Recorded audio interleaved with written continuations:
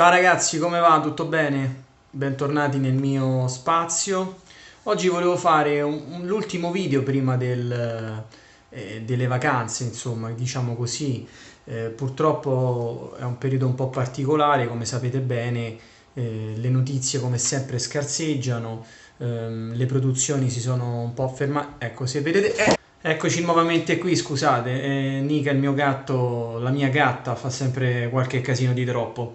Dicevamo, non ci sono molte notizie, molte produzioni che stanno lavorando, come sapete il periodo è veramente brutto, soprattutto per questo tipo di industria, quella del cinema. Ehm, L'Asia si sta muovendo più degli altri sicuramente, più delle altre industrie mondiali sicuramente, però anche loro hanno le loro complicazioni in qualche modo. E quindi prima di lasciarci in questo primo anno, tra virgolette, insomma io ho iniziato a fare video dove l'anno precedente era iniziato da un po', quindi volevo concludere questo primo anno del mio canale YouTube con voi per fare quattro chiacchiere, parlarvi delle ultime notizie che ci sono nell'ambito cinematografico asiatico e poi salutarvi e rimandarvi all'anno prossimo e magari come sempre mi potrete scrivere nel frattempo nella sezione commenti qualche consiglio, qualche proposito per l'anno successivo. Allora, la prima cosa di cui volevo parlarvi era per esempio per quanto riguarda il cinema cinese, una delle industrie quindi più importanti, quella insomma sponsorizzata dal governo di Pechino, che controlla un po', se vogliamo, tutte le varie produzioni, le monopolizza e quindi sceglie di fare dei progetti che in qualche modo esaltino sempre il patriottismo, il gesto eroico di alcuni personaggi. Quindi per continuare su questo discorso dei film nazionalisti e che esaltano in qualche modo le capacità del popolo cinese, dopo The Rescue che è uscito quest'anno diretto da Dante Lam, quindi un regista di Hong Kong anche molto conosciuto che ha fatto anche ottimi film, ma che ultimamente nella sua carriera va a braccetto con il governo di Pechino, aveva realizzato appunto questo The Rescue, che io non ho visto, però parlava di pronto intervento, di intervento marittimo, quindi della Guardia Costiera o di quello che era, insomma, di qualche corpo simile. Esce quindi un altro film catastrofico, perché anche quello si parlava di catastrofi nel mare. Qui esce invece Skyfire, dove qual è la particolarità? A parte il film che parla di un vulcano che deve eruttare, che qui mi ricorda anche film anni 90 come per esempio Vulcano proprio del 1997 con Tommy Lee Jones, che vidi addirittura al cinema, una roba, un'americanata, quando al tempo usavamo molto, molto spesso questo termine, ormai è abbastanza obsoleto, americanata. Quindi adesso si fanno cafonate, coattate diremmo, però non diciamo più americanata, perché è stata un po' sdoganata questa cosa e certi film americani d'azione, action, li abbiamo un po', ci siamo un po' abituati, ecco, non li maltrattiamo più come anni fa. Esce quindi questo Skyfire, ma la particolarità è perché il regista è un regista hollywoodiano, Simon West. Simon West è il regista di Con Air, Expendables 2, e quindi c'è questa nuova, questo per dirvi che c'è questa nuova tendenza di alcuni registi americani che vanno a lavorare in Cina perché è un mercato molto fiorente che si sta espandendo tantissimo, infatti anche per quanto riguarda gli incassi dei loro film, dei film americani, il mercato di Hollywood punta tantissimo anche a quanto il box office asiatico premierà questi film e spesso può risollevare le sorti di un film soltanto quello. Quindi è normale che c'è questa nuova tendenza di vedere alcuni registi americani che vanno a lavorare nelle produzioni cinesi. Da qualche anno fa aveva esordito Renny Harlin con questa tendenza. Renny Harlin era il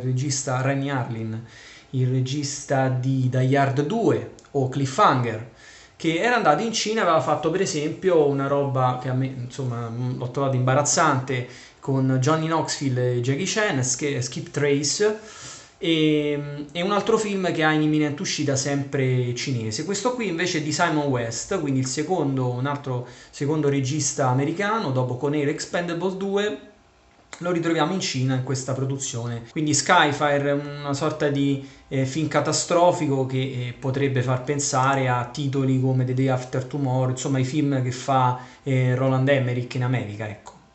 Continuando sempre sul versante del patriottismo cinese, di questa nuova new wave del cinema d'azione cinese, continuiamo con qualche commento in merito a The Sacrifice, il film bellico che era uscito ad ottobre, diciamo più precisamente il 23 ottobre in Cina, aveva fatto registrare grandi incassi, faceva parte di una sorta di trilogia o forse quadrilogia bellica, sempre sull'esaltazione delle forze armate e del gesto eroico su cui si erano distinti alcuni uomini nel passato.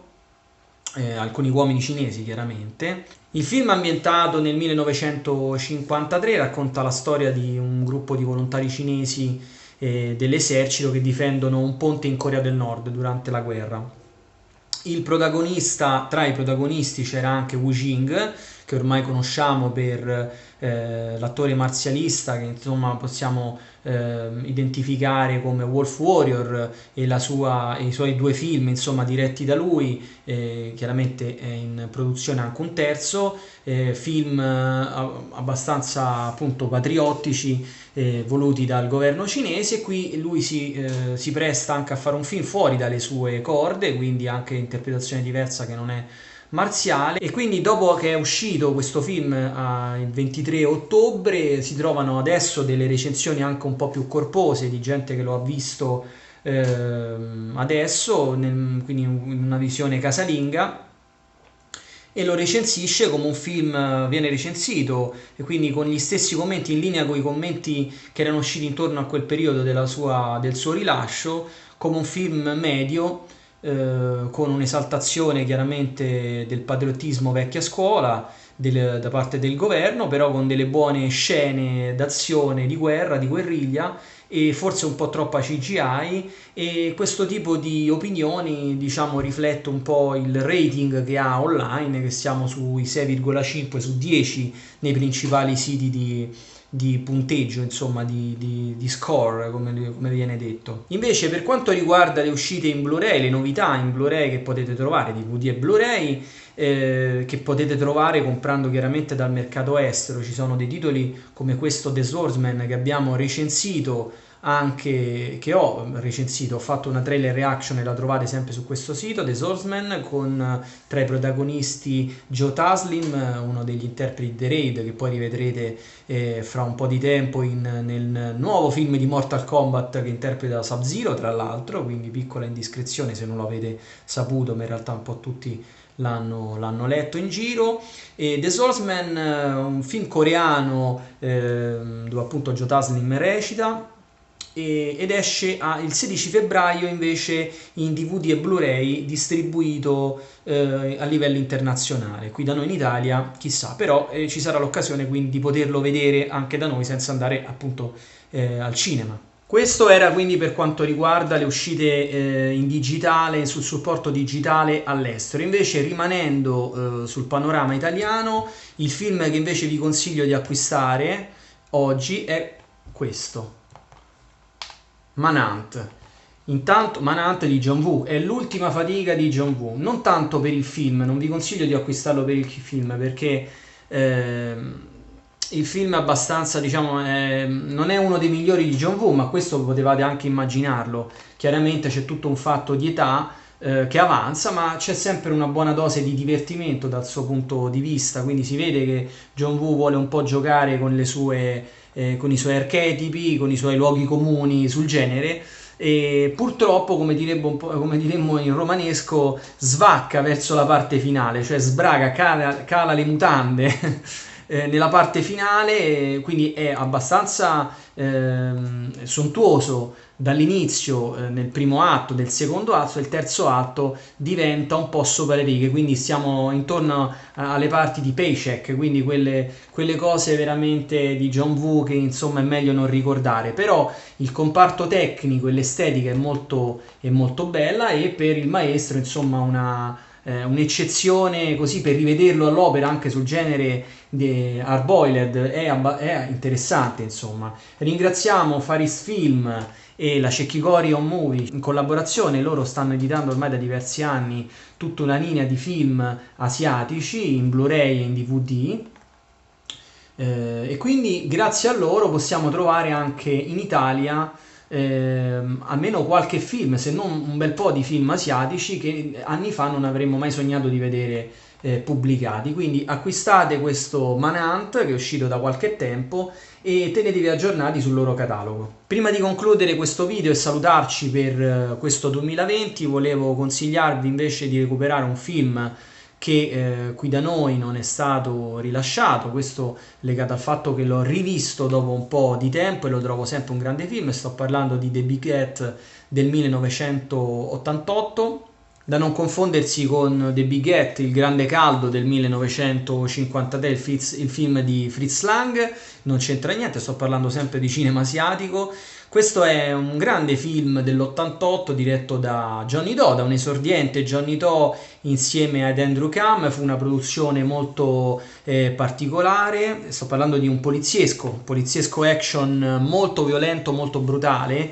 Quindi se vi piacciono questo tipo di polizieschi anni 80-90 di Hong Kong con scene esasperate, grande violenza, sicuramente non rimarrete delusi e vi consiglio di recuperarlo, anche perché la produzione fu abbastanza travagliata, produzione di Choi Ark, che è un genio, lo Spielberg d'Oriente, il genio in assoluto, scopritore di tecniche registiche, tecniche di montaggio e quant'altro, espedienti artistici per regalare sempre dei film molto particolari come era abituato, e le sue produzioni non erano da meno, anche quando appunto era nelle vesti di produttore. Infatti monopolizzò il film, venne licenziato il primo regista, poi subentrò Johnny To, quindi che si approccia a questo genere che poi diventerà per lui una sua cifra stilistica. Chiaramente qui era un Johnny To più acerbo, più grezzo, un po' che strizzava l'occhio ai film di John Woo, ma comunque in qualche modo anche controllato da Tsui Hark, che voleva sicuramente un prodotto artigianale, un prodotto grezzo con delle trovate anche tecniche molto particolari. E quindi Johnny To non era ancora al suo meglio, insomma non aveva ancora trovato quella luce che lo renderà, insomma, quella sua particolarità. Ma sicuramente il film si distingue per delle scene sopra le righe, quanto volete, ma comunque geniali. Il film è molto cupo, molto dark, ve lo consiglio assolutamente. Gioca con tutti gli archetipi che riguardano i film polizieschi. Quindi c'è un villain principale, una squadra di poliziotti con la matricola di turno, con il personaggio principale, l'ispettore capo, interpretato da Wesley Lee, attore che avete visto già nei film di John Woo, e poi il cattivo principale. Insomma, il film non ve lo voglio svelare, io vi consiglio di recuperarlo, è molto interessante e rispecchia proprio tutto quello che ci piace dell'Hardboiled di Hong Kong 80-90. Come lasciarci in quest'ultimo video prima dell'inizio del nuovo anno? Intanto vi posso dire che per me è stato un piacere, insomma, fare questi video, iniziare ad aprire questo canale e parlare delle mie passioni, dei miei interessi, che capisco benissimo che qui in Italia purtroppo non sono, diciamo, abbastanza in voga, e infatti molto spesso mi rivolgo al mercato estero, al pubblico estero, ma questo non vuol dire che qui da noi non ci siano comunque degli intellettuali, degli grandi estimatori che hanno parlato a profusione di questi argomenti, che hanno scritto saggi, libri, e ci sono anche siti di riferimento sul cinema asiatico anche qui da noi. Magari non lo fanno con un approccio più alla mano, più disinibito, sono sempre un po' troppo impostati. Ecco, questa è la cosa che vado recriminando ai nostri intenditori di cinema asiatico qui in Italia, che c'è un approccio un po' troppo cattedratico e che alla lunga, insomma, stanca le persone che poi vogliono avvicinarsi a questo tipo di film, o che sono un po' incuriositi da alcuni titoli e magari vorrebbero approfondire, ma si trovano di fronte a una barriera di saccenza dove vengono magari ripresi per come dicono quel nome in cinese, come dicono quel titolo in inglese, insomma tutte sciocchezze per allontanare ancora di più le persone da questo interesse, da questo tipo di cinema che sembra fatto solo per alcune persone, per piccole elite. Ecco, questo non è vero. Insomma, allontanatevi da questo tipo, rifiutate questo tipo di approcci e spero di far parte appunto di una corrente, di un gruppo di persone che in qualche modo cerca di divulgare questo tipo di cinema in maniera molto più semplicistica e alla portata di tutti. Quindi intanto è stato un piacere vedere le prime persone che si sono registrate alla mia pagina, spero che mi continuerete a seguire anche in futuro. Voi fate parte insomma di questa famiglia, della famiglia Makotov, quindi voi scrivete sempre nei commenti se avete nuove idee, nuove cose da proporre, nuovi format che io potrò in qualche modo esaudire e parlare con voi, scrivetemelo nei commenti, sentiamoci, non c'è problema.